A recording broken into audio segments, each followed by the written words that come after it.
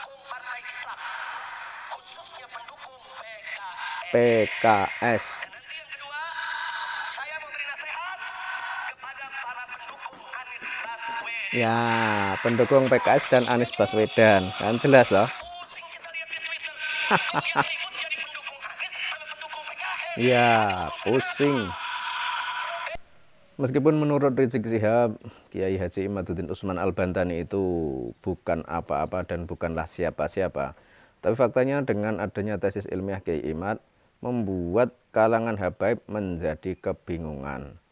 Jadi secara pelan sekarang suara Habib atau ceramah Habib atau perintah Habib sudah tidak lagi diindahkan oleh masyarakat di negeri ini. Karena apa? Ya karena dulu itu orang itu percaya kepada Habib, mengikuti perintah Habib karena menganggap mereka adalah keturunan Nabi. Nah sekarang setelah adanya tesis ilmiah, ternyata terbukti bahwa mereka bukanlah keturunan Kanjeng Nabi. Sehingga hal itu membuat Habib menjadi kebingungan dan menderita kerugian. Kerugian dalam hal apa? Ya dalam hal suara. Jadi mereka sudah tidak bisa bermain lagi soal pilkada, soal pilpres, atau pilihan-pilihan yang lainnya. Karena kalau kita lihat dulu kan para Habib ini gemar sekali ya numpang di calon-calon seperti itu ya. Kemudian dengan suara mereka berharap bahwa calon yang diusung akan dipilih oleh rakyat di Indonesia. Namun berulang kali pula apa yang dilakukan mereka gagal total. Dan malam tadi saya melihat videonya si Rizik Syihab juga sedang berorasi. Dia mengatakan sedang gelisah dan sedang kebingungan karena terjadi perpecahan. Kesempatan ini saya mau sampaikan nasihat. Nasihat. Boleh tidak? Boleh tidak? Saya lumayan Prihatin. sedih, Ya. saudara, kecewa melihat kondisi umat yang belakangan ini kita mudah diadu. Mudah diadu. Saya sudah ingatkan dari jauh-jauh hari. Ya. Biarkan setan Umat ini sudah mudah diadu. Yang mengadu siapa, yang diadu siapa? nama setan berkelahi. Setan sama setan berkelahi. Setuju. Nah, tapi saya lihat belakangan, saudara, ada kita sama kita yang ribut, setan yang nonton. Nah, ini Ya tidak? setannya siapa? Setannya yang mana? Saya tidak. Sekarang saya mau tanya di semua, boleh saya sampaikan nasihat? Betul. Saudara, kita memang banyak kecewa dengan partai. Betul. Ya, banyak kecewa. Dengan partai Islam pun kita juga kecewa. Betul. Ya, kecewa karena partai yang mereka dukung pasti kalah.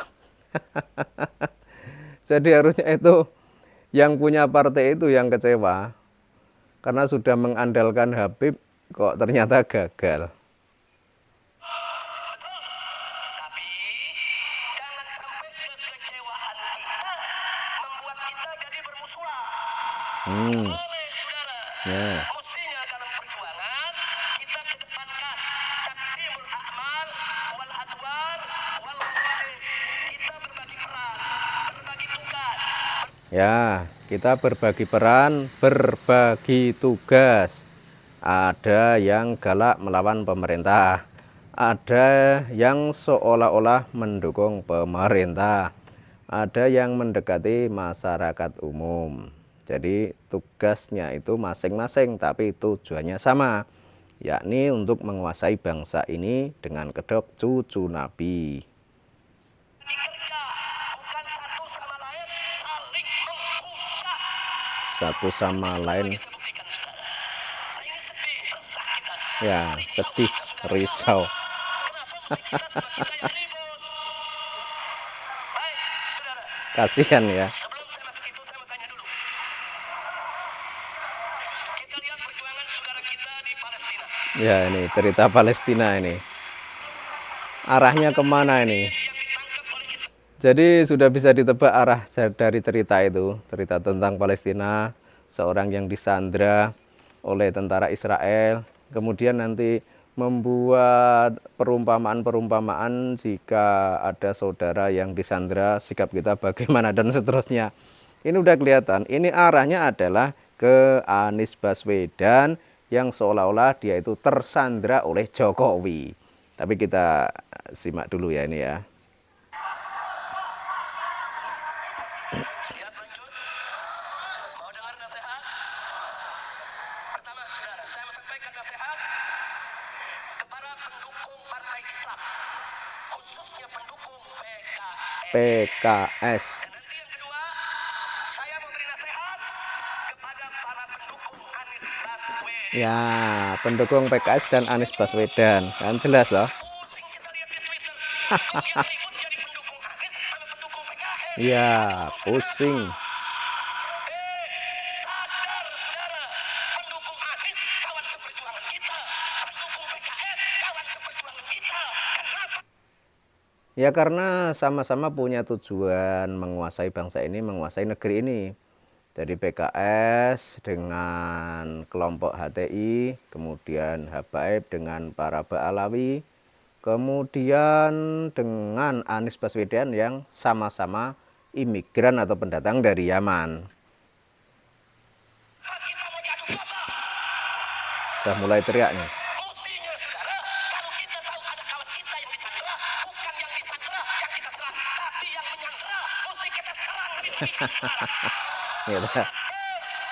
Takbir. Jelas gak? Sekarang saya mau tanya, partai Islam banyak disandera tidak?